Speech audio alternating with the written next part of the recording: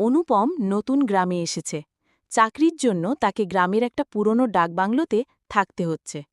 সবার মুখে শোনা ওই বাড়িটা নাকি ভূতের বাসা।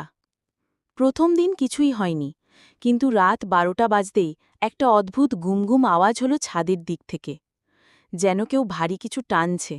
অনুপম ভাবল, ইঁদুর বা বাদুড় হবে।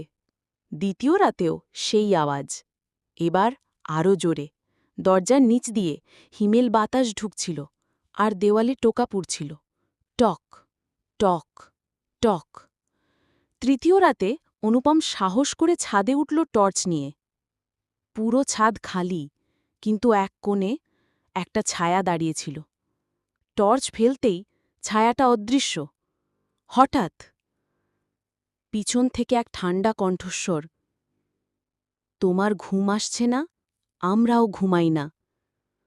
অনুপম দৌড়ে নিচে নেমে এলো।